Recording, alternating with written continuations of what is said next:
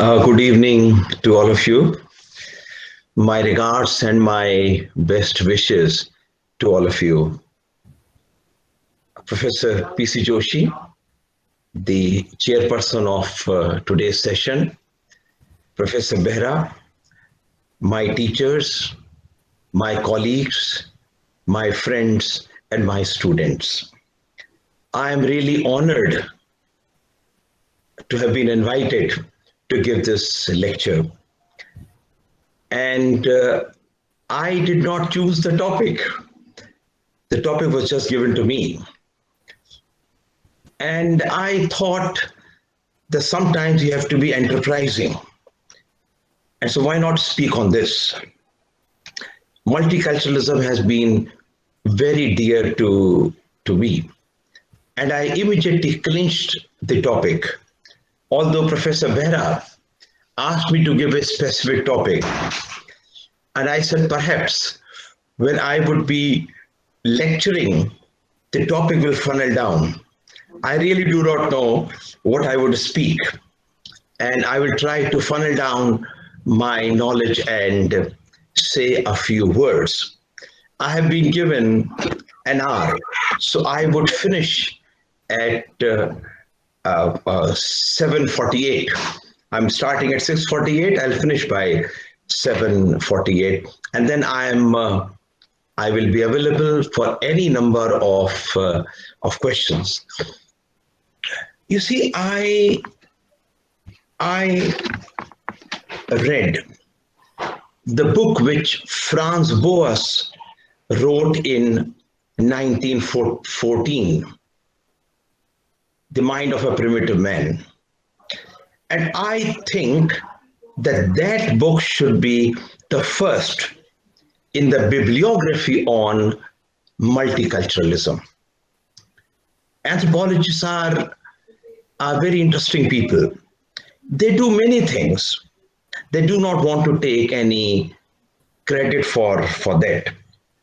I also read an article by Rose Berry, sometime published in 1992, where he says that anthropologists are accustomed to public invisibility. I'm quoting him.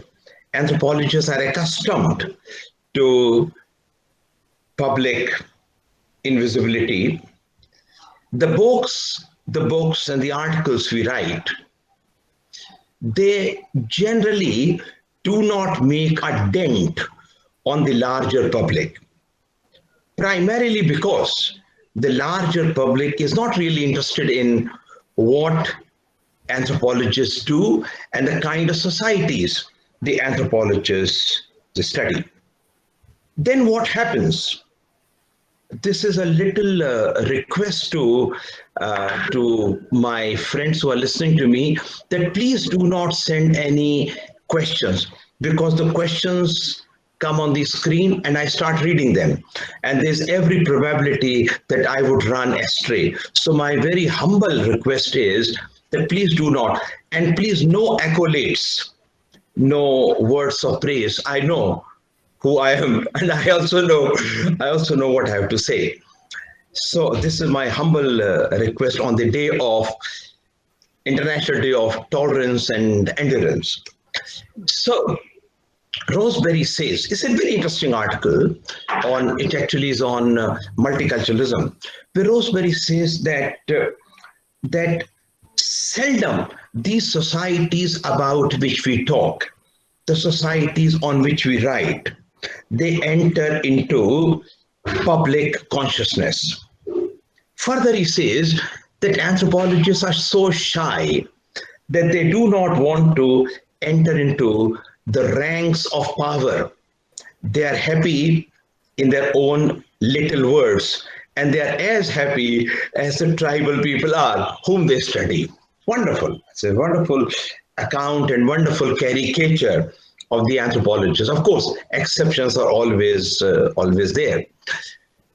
So what happens is that when here I am bringing Claude Lévi-Strauss and the last book of Lévi-Strauss, which was in fact a set of lectures he delivered in Japan on anthropology and modern society, where Levi-Strauss says that the Western scholars, they turn to anthropological scholarship, they turn to anthropological writing when they start sensing, when they start feeling hollowness of their epistemology, hollowness of their theoretical perspective, hollowness of their understanding. And then they think, now the best way is to look at the anthropological writing. And he gives umpteen number of examples to show how anthropological writings are becoming very popular with the people from other discipline. And this would also partly explain why a large number of ethnographic accounts, which were done sometimes in the 1920s and 1930s, they are being reprinted. It's not that the anthropologists are running after them. These accounts are being read by the non-anthropologists. I have always maintained that anthropology stream may be drying up in the departments of anthropology, but anthropology is alive. It is being appropriated profitably. It is being appropriated fruitfully by other disciplines. Now, on this day of tolerance and endurance, or endurance and tolerance, we are generally advised to acquire the values of tolerance. We are generally advised to cultivate the values of tolerance, as if this is a distinct value which doesn't come to us with our socialization, and therefore we have to artificially rather look for these values and try to cultivate in ourselves, and also transmit these values to our own children, our posterity. I have a different point of view, and I will not elaborate this because this would mean a full lecture, and I have written a lot on this. I think that if you are a student of anthropology, and if you have been closely reading the anthropological accounts, the concomitant process is that we become, by doing anthropology, by reading anthropology, by being wedded to anthropology, we become tolerant, we become syncretic, we become pluralist, we start enduring everything. Suffering has a different meaning for us. Now, this is not only my discovery, although for many years I thought this is what I have discovered after studying my own student. I taught at the University of Delhi for close to 19 years, because I taught, in fact, for a total number of 41 years and 3 months, but 9 years I spent in Hindu College teaching sociology, another 2 years again in Hindu College teaching sociology, and for almost 6 years I was on a leave from the university. And so whichever time was left, I served the Department of Anthropology, and every year I studied my own student from the point of view of the impact of anthropology on them. And I have written all these empirical accounts in my articles, the impact of anthropology. And I think that the concomitant process of reading anthropology is that we become very pluralistic, we become very tolerant, we start appreciating diversity. There's no need for us to artificially cultivate this value in us. It comes to us when we read about different people, and people who are so distinct, people who are belonging to a different kind of a social system. I remember, and someday I'm going to write on this, that what I felt when I spent a full day with the Jarwa in Andaman and Nicobar Islands. And I remember the kind of feeling I had when I was with them, and I started questioning, or rather problematizing, the concept of the other. So anthropology comes to us as a virtue. It comes to us as a jewel. And I'm very proud to be an anthropologist, and I wish that this forum, which has been founded by Professor Deepak Behera and also his colleague, this forum becomes the mouthpiece, the spokesperson of Indian anthropology all over the world. Now it's a great thing that now we have taken up the task of promoting anthropological work, anthropological thoughts.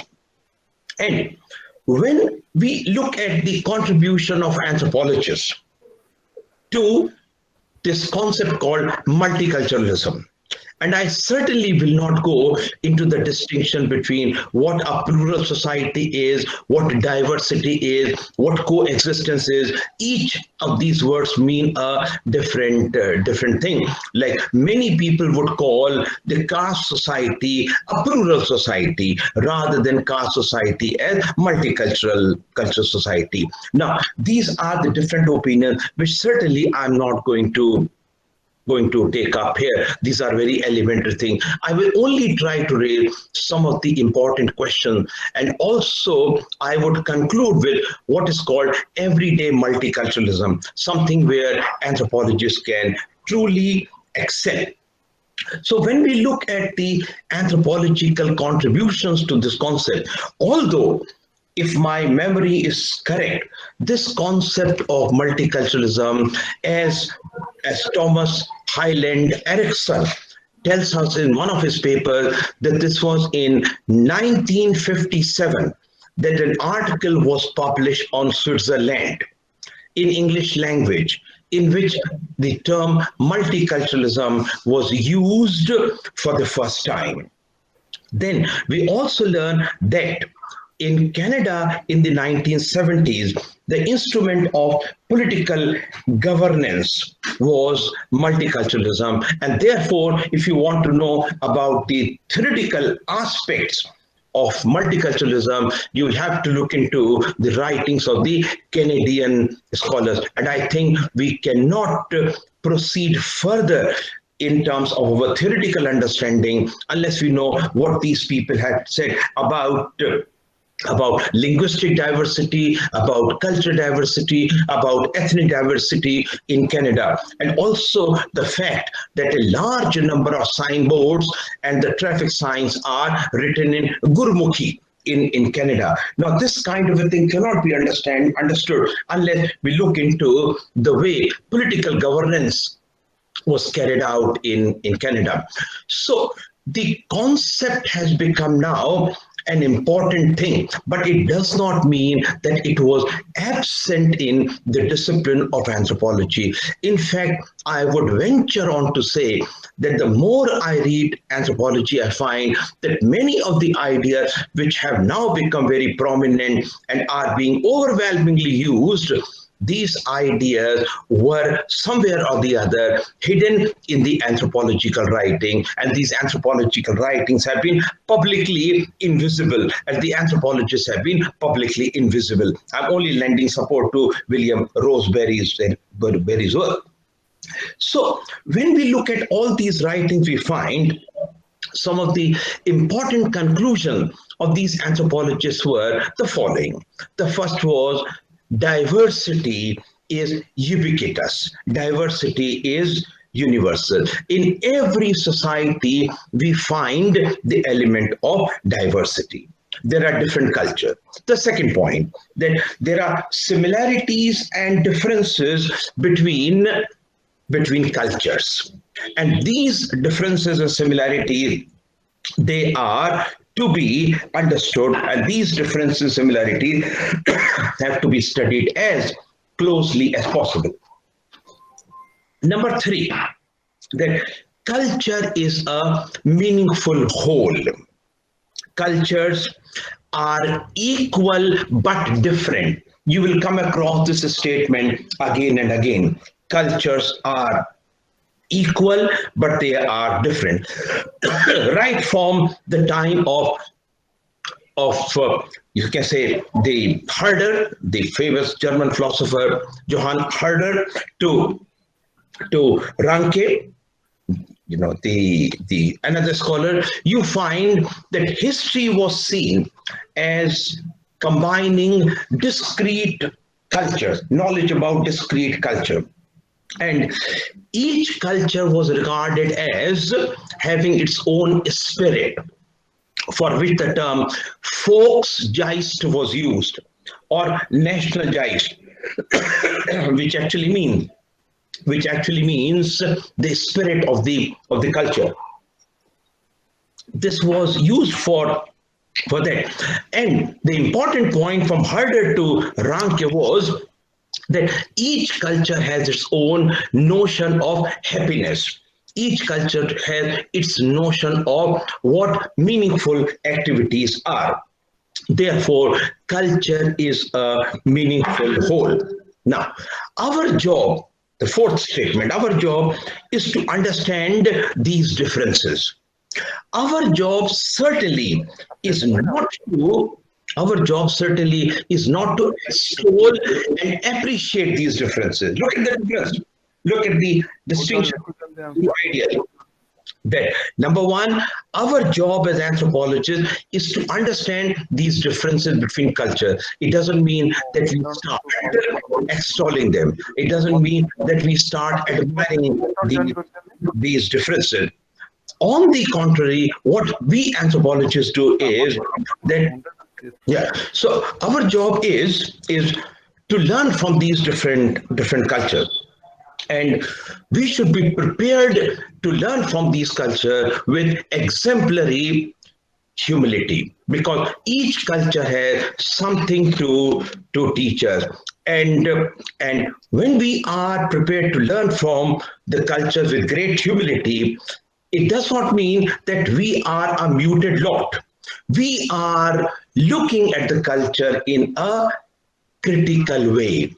Incidentally, I'll add a footnote here that there's a concept called critical multiculturalism, where we are looking at each culture with a critical eye. If certain practices are going on, these practices which are against the spirit of human rights, or these cultures are against the spirit of humanity in general, then perhaps we have to pick up a dialogue with the people to think in terms of bringing about a change in their practices. So we find here that different kinds of cultures are coexisting. Not only that the cultures are coexisting, but practices from one culture are being adopted by the other culture. This is the dynamism of the culture, some kind of a cultural appurtenances, the cultural repertoire, they keep on increasing. It will be an interesting thing to study how Santa Claus and Christmas, they have become a part of the Christmas tree. They have become a part of our cultural appurtenances, a ritual complex. And I saw in my little study which I did on Muharram in Lucknow, I found that a large number of families which happen to be Hindu, they brought their own little taziyas, and these taziyas were also buried in Karbala. This is in Lucknow, and this is something which I studied, and it really surprised me that how different kinds of cultural practices are appropriated and they become a part of the culture, how the cultures keep on evolving. So there are processes which are going on their own. We take a lot of pride in the concept of cultural relativism. I think if we do not have recourse to this idea, perhaps we would not be able to understand the work of Franz Boas or the work of Ruth Benedict or the work of Margaret Mead and a large number of other people. Now, if I refer to George Foster's papers, he says that anthropology has given to the world of knowledge three things. And the first is cultural relativism, second is fieldwork, and third is comparative method. Now, this is Foster's point of view. So certainly cultural relativism has come to us. But this concept has to be explained as clearly as possible to the wider world. Because often what happens is that cultural relativism, ethical relativism is often confused with what is called cultural justification. And this is a dangerous thing. If suppose I'm writing an article on the Dani community in Indonesia, and they have the practice of finger chopping. The finger is chopped whenever someone dies because they believe, the Dani believe that if they chop a little portion of their finger, then the spirit of the dead will not be able to harm them. The spirit of the dead will not be hovering over them. Now, this, if I'm explaining this, kind of a practice, it does not mean that I am lending justification to this. Anthropologists are often misunderstood, and they are misunderstood primarily because of this, that we do not make our point very clear. And this is again a point which needs to be taken into account, especially by forums like yours, that how anthropology is often misunderstood outside the domains of anthropology in other departments, and how they look at it. So the concepts which have come, whether it's a concept of plural society or the concept of diversity or multiculturalism or other kinds of concepts, they have to be closely examined. I personally think that what we anthropologists should do is that, first of all, we should look at our contribution to the concept. The term may or may not be there. That's a different thing. The term may not be there, because I told you that if I have to begin with multiculturalism, I'll begin with Franz Boas. I will not begin with the article which was written in 1957, to which Erikson is referring. I'll begin with him. I will look into my own scholarship. In fact, some of the Indian scholars have made significant contribution to this. They happen to be political scientists, but political scientists who are anthropologically inspired. Gurpreet Mahajan is one. Vico Parekh is another one. And there's an Italian scholar like Enzo Colombo, whose work I have really admired. And then there are other people, who have contributed to this. So my first submission is that anthropological ideas are there, and we have to examine these anthropological ideas, notwithstanding the fact whether the term was used and was not used. We can trace multiculturalism to the ethnically and culturally complex societies of historical time, of proto-historical time. But now this concept has become a cogent one. It is something under which we are trying to understand. The second thing we should do is look at the kind of contributions which others are making to this, and the others are making contribution to this from their respective vantage point, and just look at how they have developed the concept. And I have learned a lot. Say, for example, the concept of tribe. I have learned a lot looking at the work of, say, for example, Romila Thapar. They also write on tribe. Or, say, for example, people who have written in medieval Indian history, that what they understand by this, our understanding and their understanding has to be juxtaposed. And that is how the knowledge will grow. And this is what is interdisciplinarity. So when I look at the work which we have done as anthropologists and the work which the others have done, I find that multiculturalism is understood in two ways. Number one, it is understood as a descriptive term, as a term which actually tells us about the society. So we say Canada is a multicultural society. Or as Professor P.C. Joshi said, India is a multicultural society. And you can take some example. You can always make a a typology. Some societies which are heavily multicultural and some societies which are less multicultural, depending upon the number of communities they have. So multiculturalism is a descriptive term, and the second meaning is that it is a normative ideal. It is a policy. Multiculturalism is a policy. And therefore, many authors who write on this, they say multiculturalism is a polysemous term, polysemic, having many meanings you can find.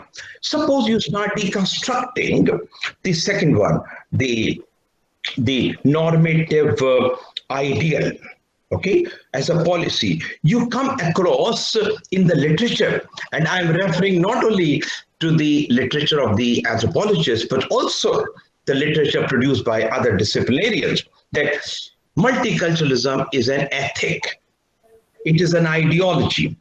It is a standpoint. It is an epistemology. Now, you also come across multiculturalism is a positive evaluation of diversity.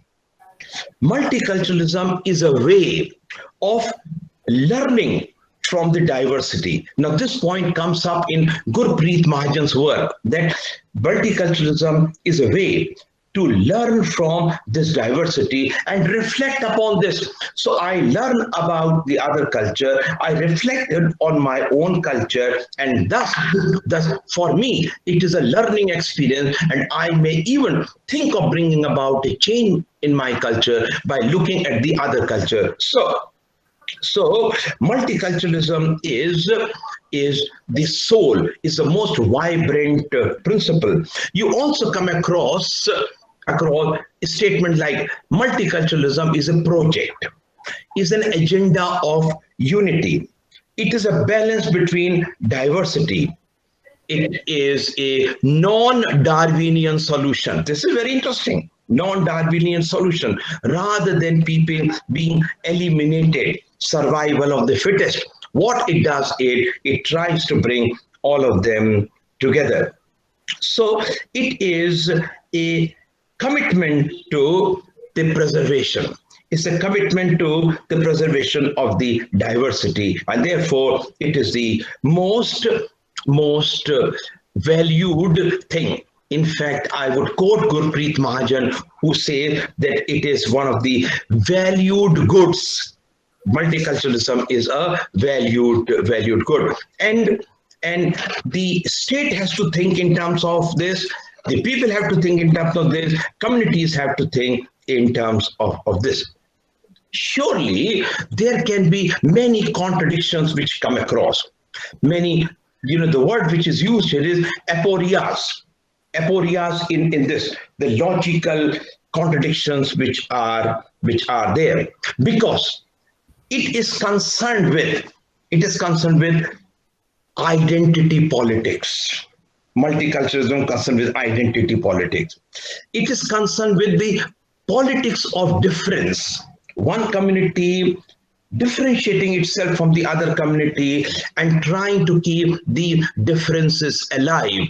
And I was really interested in finding out how the young tribal student who are working in anthropology or another social science discipline, they want to read what all was written about them and on them in the anthropological literature, so that they can think in terms of creating a culture which was present at one point in time, trying to understand this kind of a thing, how we are different from the other.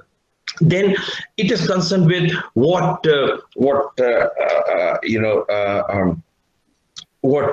Charles Taylor or what Hegel, George Hegel, what they called politics of recognition, how one group is recognized in comparison to the other thing, and how this as an agenda, multiculturalism is to combat the disrespectful identities which have been created, where communities are pitted against the other and some communities are treated rather disrespectfully. So it is concerned with a kind of philosophy, and this is the second thing, normative thing. And we anthropologists are concerned with both these aspects. We are concerned with what is called the descriptive category, what it is there in society, finding out how many religions are there. Now, this will be really interesting, how the next census is going to be shaped, because as you know, that tribal religion and Sarna, they are perhaps are going to be added to the category of tribal religion. How our understanding, how our typology of the culture is going to change over a length of time. And in fact, when I read about these things in the newspaper, about this thing, I could easily connect it with the anthropological writing. Martin Orans wrote on the Santhal. Christoph von Führer-Hammendorf wrote on the Chinchus, and you know the how people are looking at their own religion as different from the other. So multiculturalism are concerned with a whole lot of issues. It is essentially concerned with the cultural rights of people.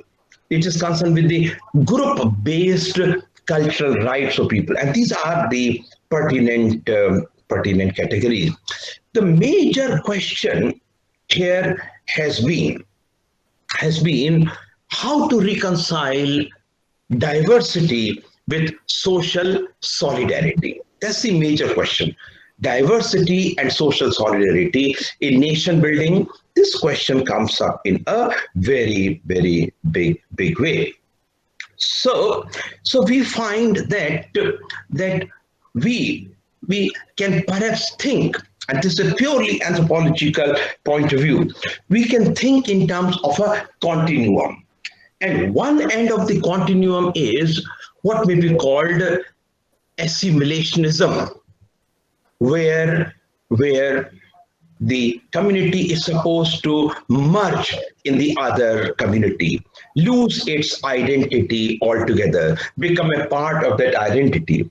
And on the other hand is a congregation of different kinds of culture, and each culture claiming its own uniqueness, what is sometimes called in literature difference multiculturalism. So you have these two categories, one the assimilationism and the other is what is called the difference multiculturalism. And in between this, you can place various types of multiculturalism, various types of this multiculturalism. In fact, I'm quite interested in looking at the typology of multiculturalism. And this can be a good research topic, how this typology has evolved. For example, Stuart Hall speaks of 6 types of multiculturalism. Stephen Warthowick writes about 8 types of multiculturalism.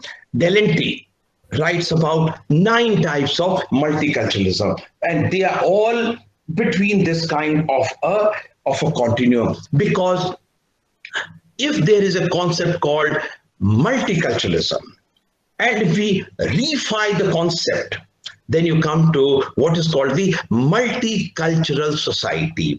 And each multicultural society is shaped by political factors, by its societal factor, by its historical factor. And that is the reason why we all speak of multiculturalism in plural. So you will come across the terms like multiculturalisms. So there are many varieties of multiculturalism, and each multiculturalism has to be related in the context of its own culture. Now then we ask here, proceeding or going further with this agenda, multiculturalism as an agenda, what are the aims? And the aims can be easily delineated. In a pedagogical fashion, one can say the aims are that to maintain the distinctive cultural identities and the practices of the minority. That's the first thing. And needless to say here that minorities are not defined in terms of the demography. Minorities are defined in terms of the relations of power. People who are inferior, they are supposed to be kept in the category called minority. So that minorities can maintain their distinctive cultural identities, their distinctive practices. The second is concerning the integration of the immigrants, those who must be given a fairer treatment in this. Number three, the whole category of the marginalized people, whether they are African American or those who are having different sexual preferences, the LGBTQ, or those who are disabled. So therefore, in order to understand this thing, we'll have to go to the concepts of exclusion and inclusion. So these are the aim, and how to have some kind of a nation where all these are involved. Now there are two basic lines of thought here. The first line of thought is this is where once again, the Indian scholars have made an important contribution. So the Chandran Kokathas, now he's in Australia, he says that minority groups should be tolerated and the state should leave them free without any kind of interference. Let them survive, let them build on their own. The other view, which comes primarily from the experience of Canadian society, is that these minority groups should be positively accommodated. So there should be a term which was popularized by Will Kimlicka, who is a Canadian scholar. It is that they should be group differentiated rights. Group differentiated right, so that the group can have the right of social, determination. So these kinds of rights are important here. Some people have tried to understand it in terms of the theory of acculturation. And one of the finest contributions here is by John Berry. And he has given a 4-cell typology looking in terms of I tried to present it in some kind of I can just show it to you. I don't have any transparency. Something like this, a kind of 4-cell typology where, and I find it very useful because it is very anthropological. The whole approach is very anthropological, because what he says is that we can have 2 parameters to build up the typology. And here in this, and that is why I am approving of this idea, and I think that this needs to be furthered, is that we have 2 parameters here. The first is the cultural maintenance, that maintaining one's own heritage, one's own cultures, one's own set of ideas, and the other is having contact with the others, having contact with the other communities in the intercultural context. So we have 2 variables here in this model of acculturation. The first variable is the cultural maintenance, and the other variable is intercultural contact. So if the cultural maintenance is very strong, we are making our cultures continue. And also our contact is very strong. We have both these things very strong. Our contact with the wider world is very strong, and we are maintaining our culture very well. It is a case of integration. But when culture maintenance is very strong, but the contact is weak, it is a case of separation. And then when we have cultural maintenance which is weak, but integration is very strong, it is a case of assimilation. And finally, when cultural maintenance is weak and context is also weak, then it is a case of marginalization. Now, this is related with the other categories also. So, what is multiculturalism? Multiculturalism ideally would apply to the first situation where the culture is maintaining itself, is maintaining its heritage, and at the same time, it is fully integrated. And if you look at this model, then you find perhaps when we talk about the idea of mainstreaming tribal societies, then perhaps this is the idea which comes here, that the tribals have their own cultural aspect. They should continue with their culture, they should continue with their heritage, and they should take pride in their heritage. If first is the case of multiculturalism, the second is the case of segregation. The third is the case of melting pot, a concept which, as you know, was used in a play in 1908. And since then, this concept has remained, which is a case of assimilation. And finally, is a case of exclusion, which comes up. Now, here comes, what is called a critical understanding of multiculturalism. If we think, on the one hand, that multiculturalism is a concept on which everyone is trying to write, then there are those who are critical of multiculturalism, and they say that yes, at one time we were very proud of being multiculturalists. In fact, in 1997, Nathan Glazer published a book which was titled, "We Are All Multiculturalists Now." We are all multiculturalists now, and therefore, we are very different from what our ancestors were. But by the close of the last millennium, we started talking about, the scholars started talking about the retreat from multiculturalism, some kind of a going away from this.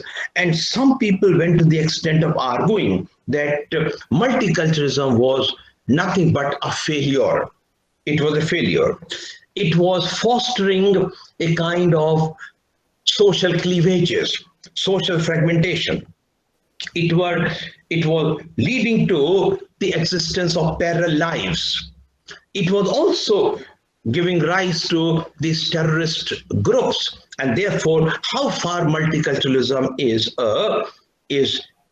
to be appreciated, is to be carried forward, was questioned. And there were incidents, and actually these incidents need to be studied. One of the things which anthropology has given us is what is called the case study method.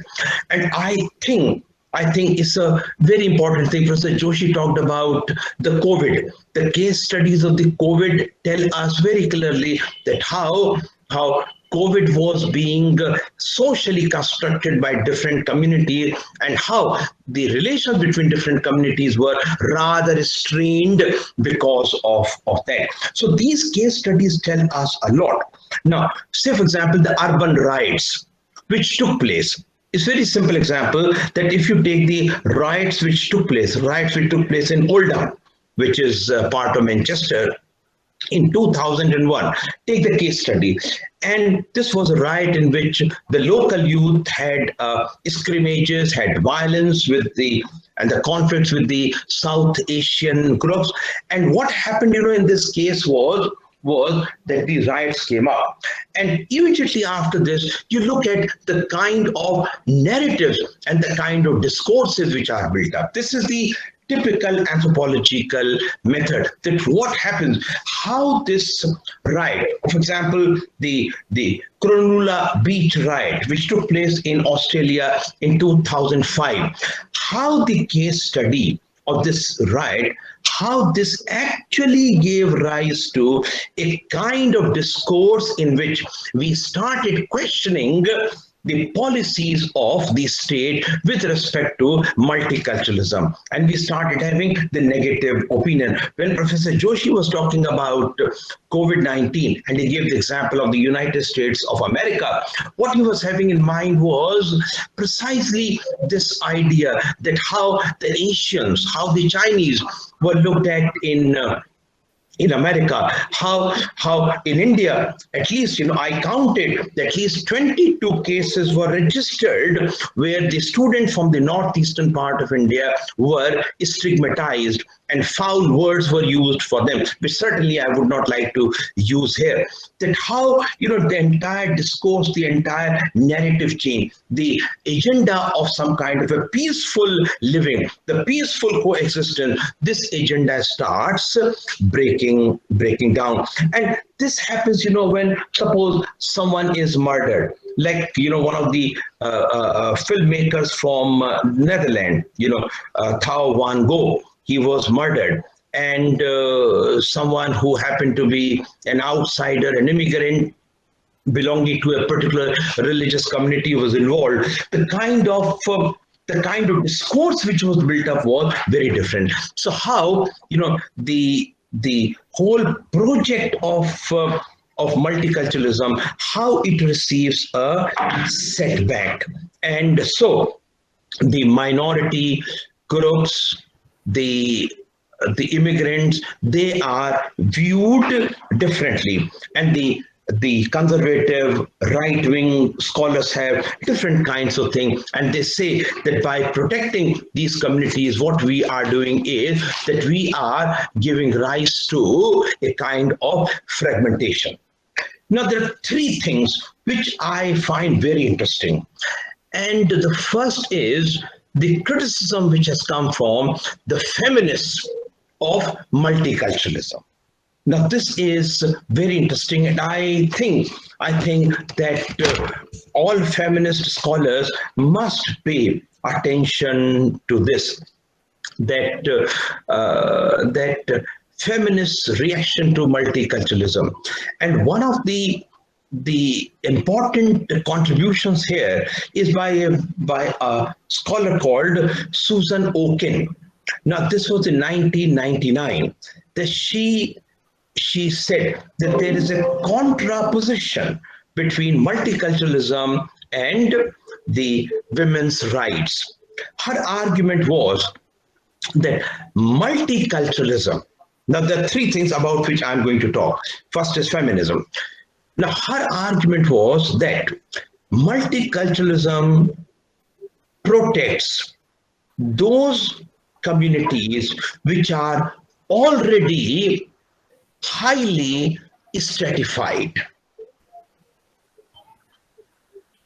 These communities have a different kind of an orientation with respect to people. These communities do not accept that people are having equal rights, or people should have equal rights. They endorse the practices that severely penalize some groups within the community. Women receive unfair treatment in these communities. The migrant groups are strongly patriarchal. How migration affects, she argued, how migration affects men and women has to be studied. And it is quite common, and you can have umpteen examples, that when women become the consuming members, they do not remain the producing members. There's always a probability that they will lose in terms of their status. And one of the things which has been pointed out again and again by a number of scholars who have been working on tribal communities, they say that the tribes are becoming more and more patriarchal. Now, this morning, you read about the sex ratio in different states of the country. And you find that in many of the tribal communities, the sex ratio, which had to be more women than men, in many cases, it has gone down. And it points toward the rise of patriarchy in these societies. Susan Okin's argument was that that in these kinds of societies, you know, the practices which are highly unequal, these practices, oppressive practices, they continue. The oppressive gendered practices continue. There's a lot of literature on female genital mutilation, a lot of literature on polygyny, a lot of literature on wearing of the head scarves, a lot of literature on how the advancement of women, how the careers of women is adversely affected in these kinds of communities. And what we have to remember here, that these practices, for example, FGM, female genital mutilation, sometimes we think it is being practiced in the rural communities, it is being practiced in the tribal communities of Africa. Not really. It goes on even in the urban context. Now, you can take examples from Indian society as well. And this is in the name of culture, their own rights. In the same way, polygyny. In the same way, say, for example, control over women's bodies. All these things are interpreted in this manner.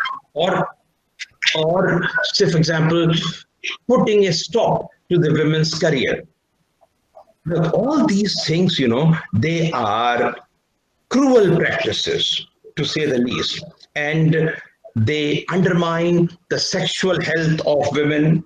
They undermine the career chances and make women subservient. And therefore, if these communities' rights are protected, then there is every probability that all these things will continue. And some of these practices are highly disrespectful to women.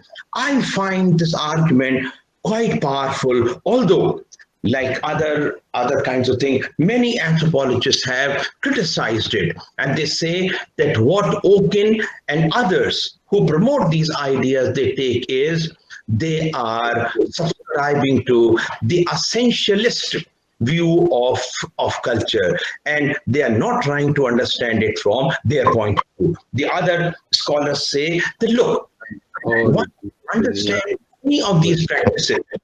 One can understand many of these practices in the context of the culture.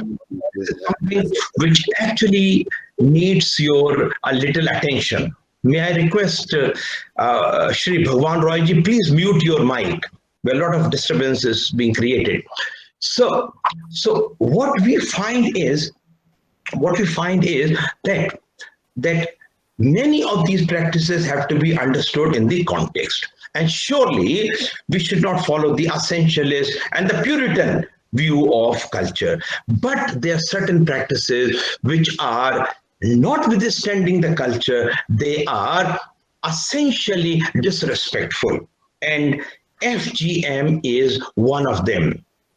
And withdrawing girls from the college or from the school, not allowing them to pursue their career. This is something which is disrespectful, and therefore we have to negotiate this with the community.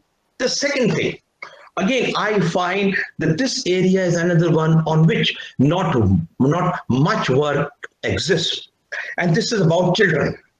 Multiculturalism and children. Of course, there are people who have contributed to feminism. There are people who have contributed to the effect of or the impact of multiculturalism on this, or preserving the minority rights of people on women. But what about children? This area has remained ignored. Deepak Behera Sahab knows it very well that children have always been ignored, and we have been arguing that there should be a pediatric anthropology concerned with this, how the children create their own world. whatever little literature is available, it says that in many communities, children are subjected to physical and psychological abuse. And some of these practices are innately harmful for children.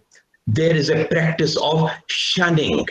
There's a practice of ostracization. If the child is not subscribing to the values which are laid down, the children are scarified. Scars are made on their body. And needless to tell you how children have been used in the sports.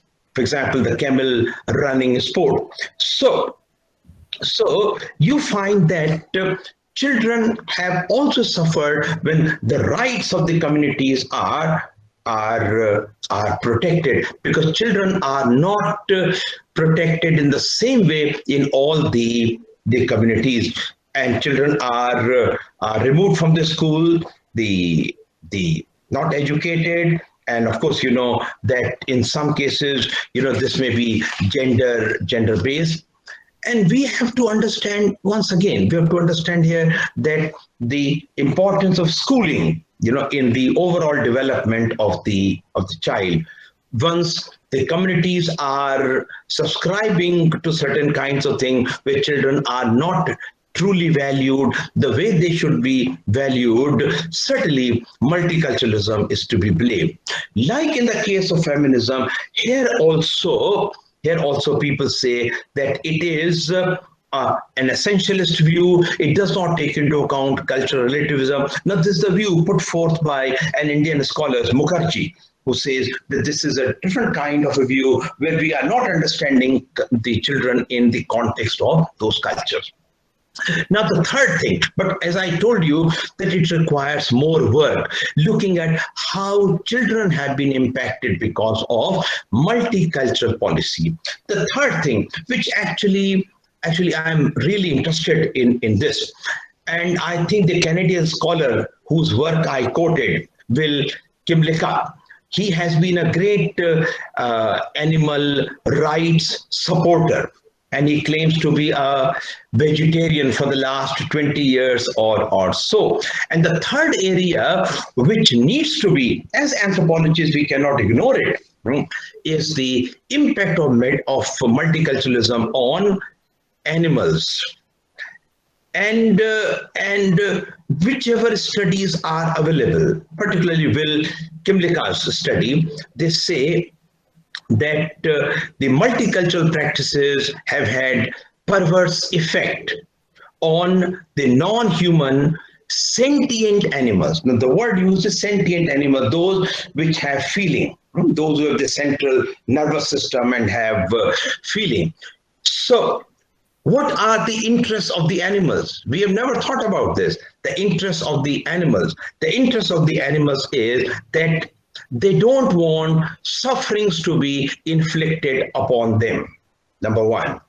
Number two, now we are thinking like animals. Number two, they do not want a kind of what is called negative freedom, to put them in cages, to put them in zoological gardens. No, they don't want. They want to be free. They want to be absolutely free and liberated. Number three, that these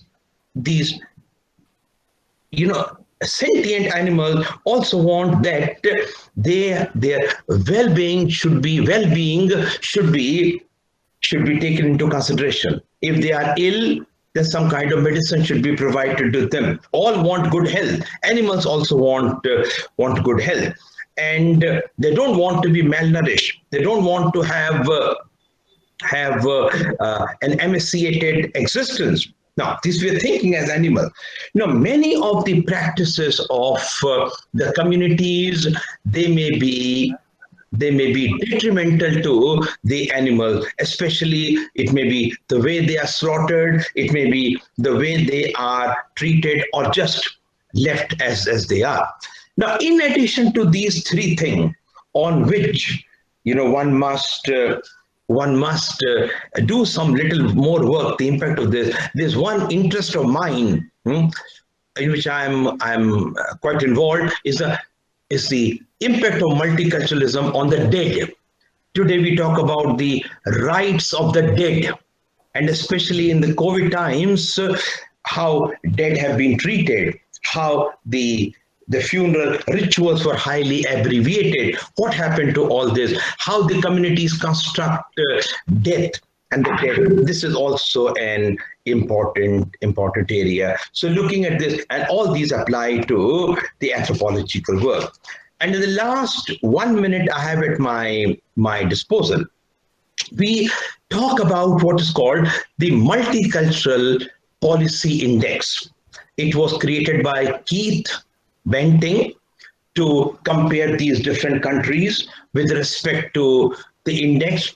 And the important finding of this study was, which I think was very good, was that irrespective of the kind of narratives which were built up after the cases of violence, the cases of disturbance came up, the communities' scrimmages and fights came up, we thought that multiculturalism as a project is failing.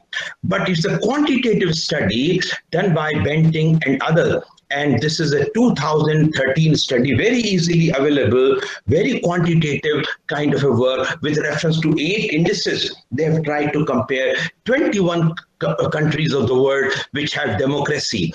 And they have found that in fact, contrary to what we thought, after these narratives are built up, the narratives which try to defy multiculturalism, we find that multiculturalism as a project is still adhered to. On the other hand, many of the nations have added more policies in their agenda to continue with this, to protect the rights of the minorities, to protect the rights of women, to protect the rights of the immigrant, to protect the rights of the other people, particularly the disabled people and others. So it is not on decline.